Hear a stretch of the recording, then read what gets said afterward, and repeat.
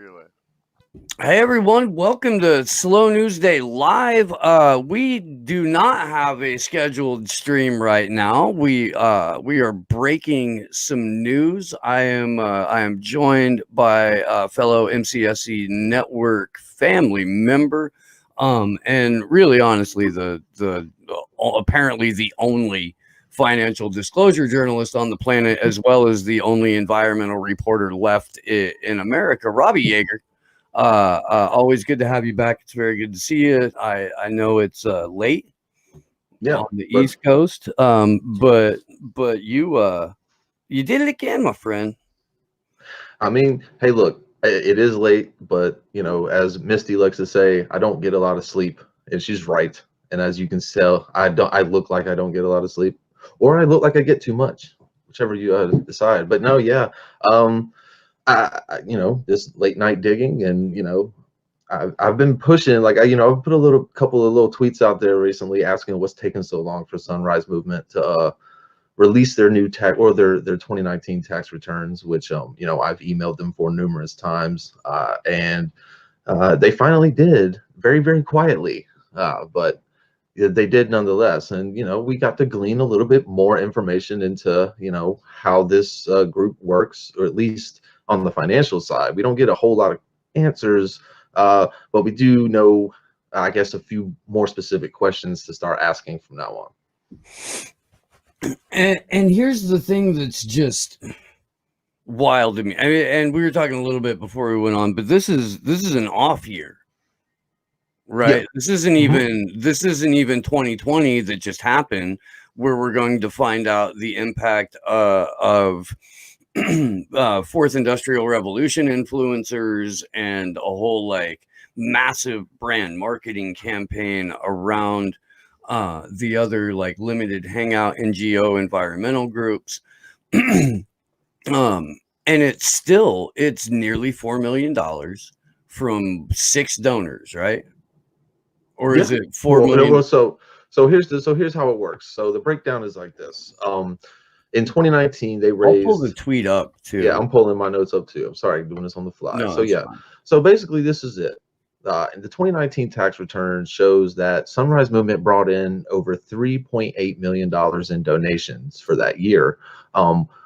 Anonymous donations, by the way, because they don't disclose the names of their donors. But that total, that 3.8 million, is actually 6 times the number that they brought in 2018, which is to kind of be expected, since Sunrise Movement is a relatively new group in the grand scheme of things. I'm thinking what 2017-ish was whenever they were founded. So the 2018 total kind of reflects that, right? They're a fledgling group. They haven't really gotten that institutional push yet. But we see from 2019 that they get a big boost.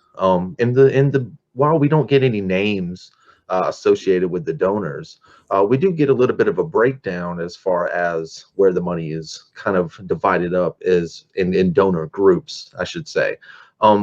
So first of all, the whole big thing is Sunrise Movement likes to pride itself on small donors, as we all know. So out of the $3.8 million that they raised in 2019, small donors only made up approximately 42% of that, which would be about 1.6 million. So less than half.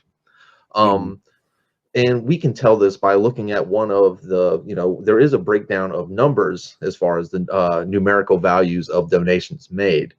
And common sense will just let you know that the number one is such a weird number. The top donation at $1,623,601.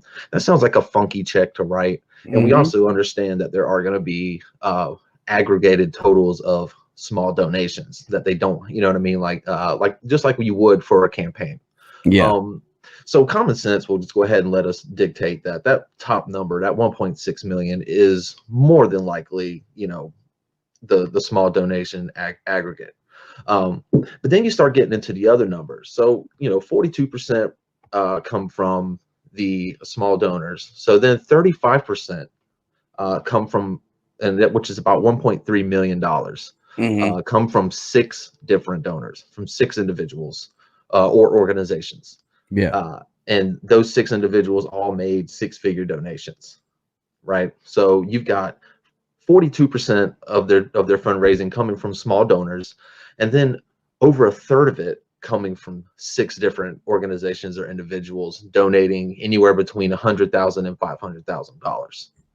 And then the rest of it is made up of about 33 listed donations of anywhere between $5,000 and $75,000. So only the breakdown doesn't really back up Sunrise Movement's claim to be completely, like, mostly fueled by small donations. At least how we define small donations. Like, as a FEC reporter, I usually would define a small donation as, and I understand that the rules are probably a little bit different, but usually we take a small donation as something $200 or less, right? It's hard for me, as somebody that has never had $5,000 to donate to anything, to quantify a $5,000 donation as a small donation. Right. But that's just me. Yeah. So in again, these are anonymous donations, Steve. So we don't really have names, but the good thing about the internet is that you can kind of cross-reference some of these things. And some of my reporting earlier this year, before these tax returns were released, I discovered that George Soros's Open Society Foundation gave them a $500,000 grant. We had that on the screen just a moment ago too, for the audience as well. Yeah. Yeah. So that 500. No, you're good. So that $500,000 grant, as reflected on Sunrise Movement's tax return, would make Soros their largest individual donor. So, I mean, that's where we're at right now. We don't really have names or anything else for any of the other 6-figure donations. I've been able to scrounge up some info on some different little nonprofits for some donations that fall within like the $20,000 range. But other than the $500,000, which is more than likely from Soros, I mean, again, this is just from cross-referencing reporting. The names of the other big dollar donations, I still don't have an answer for that, and we may never have one. Because Sunrise Movement is a dark money organization, which you also point out, and which I pointed out to a lot of hate mail. Yeah, like yes. It makes people really mad when it gets pointed out that purely by the definition of what makes a 501c4 operate, they're a dark money organization. Yes. By their own fucking charter and the way that they set themselves up. It's not my fault. It's not Robbie Jaeger's fault.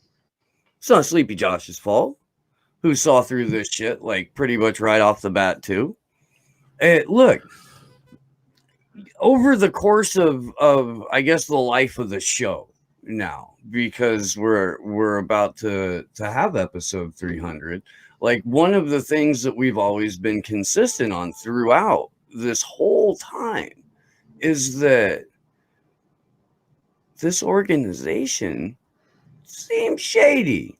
And when you actually look into, like Robbie has, and we've been able to show where the financials are coming from, who's funding it, and then through Corey Morningstar's reporting, like, who's really running it, what the national organizational leadership looks like, who they're in bed with, and who funds the organizations that like really dictate how these campaigns are going to operate and how they're going to, market their message. Yeah. So, there might be a few people out here watching this right now. I mean, your audience is pretty in tune to this type of stuff, but, for anybody that may be asking the question, Robbie, why are you punching left? Right. Or, whatever. So here's the thing. Whenever we're talking about nonprofits, big or small, right? Especially small, though, the worry is that they become co-opted if they're not already AstroTurf, right? And that means like out of the box, already have the funding to just all of a sudden overnight open up a nationwide organization just like that, instead of having to actually build it. And whenever you get a nice chunk of money from the Sierra Club and the Wallace Global Foundation, those allegations start flying already, That's as the is the stuff I case with pointed out I Sunrise. got shit for, was those two things. And man, I Right. got some hate for that, dude. Like, I think that was back Well, in 2017 or some shit. well, yeah. Well, here's the thing too that goes is that, especially whenever the message of your group is that you're grassroots funded, right? Mhm. You know, whenever you start seeing big institutional donors, big six-figure donors coming in and footing the bill, it kind of throws cold water on that whole notion. Even if you do manage to pull in a fair amount of small donations, 42, it's hard to say you're a grassroots funded organization when less than half of your money is coming from small donors. You know who does that? You know who gets to get away with that? Hillary Clinton, Right. Kamala Harris, Elizabeth Warren. Yeah, but here's and this too though. I mean, so the reason why this matters also is because they're not exactly honest with, again, how they sell themselves.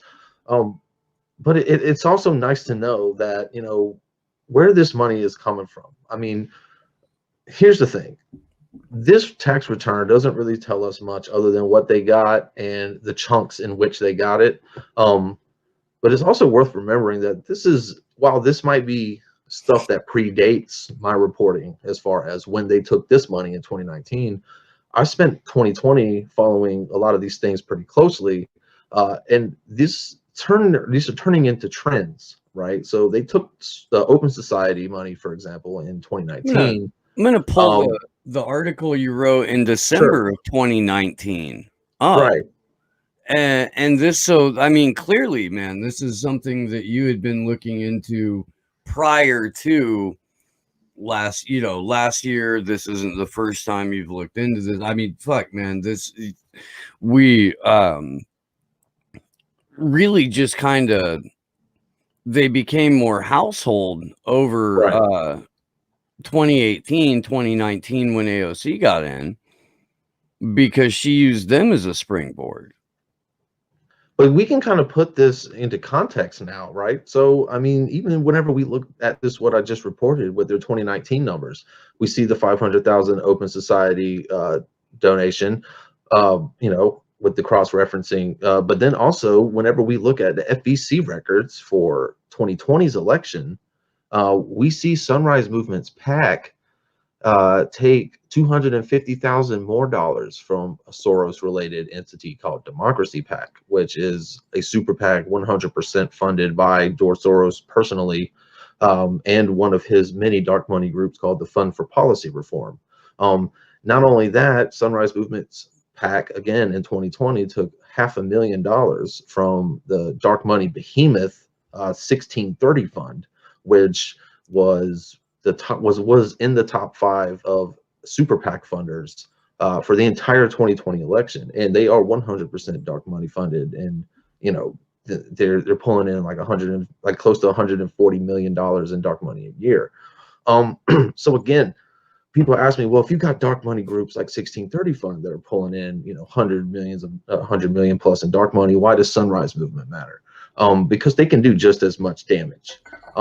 That's number one, because they have the guys. Like, everybody knows that like the AEI, even though they're not a 501c, well, they might be, American Enterprise Institute, that's a big name think tank nonprofit, right?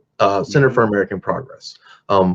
We all know that they're corrupt, right? We don't really need people to go digging real deep to find out that those institutions are inherently bought and paid for.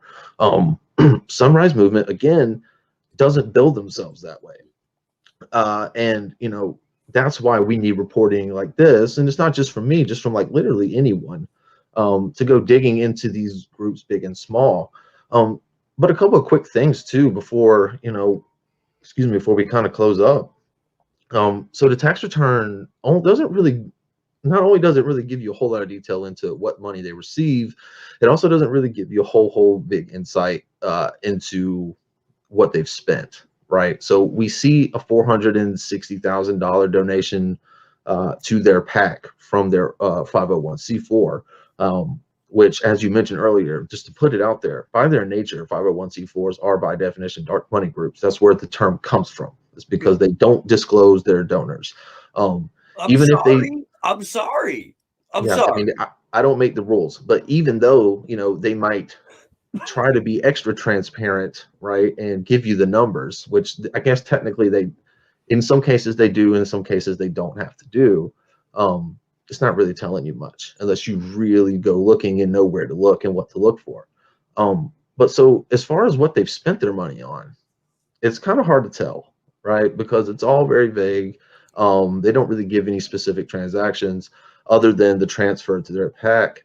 So one thing to look for really is, you know, 2019, as we mentioned at the very beginning, obviously was an off year, right? There was no presidential election, no election in general. So and also like again saying that they started around 2017, seeing this number jump from like the 500,000 roughly that they brought in 2018, jumping up to about 3.8, close to 4 million in 2019 is not necessarily a surprising jump. But what I would be interested to see is their 2020 numbers, actually the election year, because they absolutely exploded.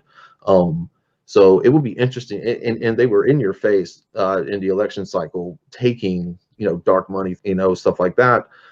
So I would be, I'm just speculating here, but my crystal ball is telling me that next year when we get their 2020 numbers, we're going to see something above 10 million. As far as their donations, I mean, they're going to get bigger and bigger and bigger, and I think that's obvious. So as they get bigger and bigger, reporting like this becomes more important because, again, if you're going to bill yourself as a nationwide grassroots funded organization by the people for the people, it helps if you can at least pull in more than 50% of your donors coming from small donations and not having over a third of your money come from institutional donors. Well, and let's put a few things together here real quick too, because Sunrise Movement still hasn't whispered a peep about the Colonial Pipeline spill. Not national, not the recipients of this money at any rate, haven't said a peep about that. And their efforts really seem to be geared towards lobbying for legislation at the federal level, specifically the Green New Deal as presented by Markey and AOC. Correct? Yeah, I mean, to me, their efforts seem centered around fundraising. So Fundraising. let's Honestly, assume that even if they're putting some of that money into activism, it's activism towards the Green New Deal mostly, from what right. I've seen. Yeah, That's what the signage and propaganda is. well, their big thing through the primary was that they were all for climate change as long as it was via a Green New Deal. They were not open to any kind of discussion involving climate change if it didn't involve the Green New Deal. Like there was no other solutions. So yeah, you're right about that for sure. And the Green New Deal, as we know, is essentially like a corporate friendly end user punishing in no way, shape, or form addressing the real issues surrounding any sort of man-made climate change. Not a lot. Yeah, I mean, look, as with most things, these things are they're business oriented. And look, just because the Green New Deal, doesn't necessarily sound nefarious to a lot of people out there, look, there's going to be money to be made, and people are going to become billionaires, and those billionaires are going to be the new power structure going forward. And again, it's from Corey's reporting, from a number of other people, it's the complete commodification of nature. Is what it is. It's the people who destroyed the planet holding what's left of it, for ransom, but they're not ransoming our ability to explore it and enjoy ourselves in it. They're ransoming our ability to visit it virtually. Yeah, according to their own literature. But I'm glad you bring up Colonial Pipeline because the fact of the matter is that you're right. They've been silent, and it's not exclusive to Sunrise Movement. Like none of the major climate activist organizations have said a peep. None of the major climate activist politicians have made a peep. So I mean, we're kind of at a loss on that. But as far as that's concerned, their deadline for new estimates was today. So hopefully, for those of you that have been following the story, hopefully within the next day or two, we'll have an updated number. I mean, will it be the final number? Who knows? But as this thing works its way towards history, just keep it locked with us here at MCSC because we'll probably be the only people that report it, at least at first, until maybe somebody finally pays attention. So, just stay tuned. Well, Robbie, thank you so much. This is it's always a pleasure to talk to you.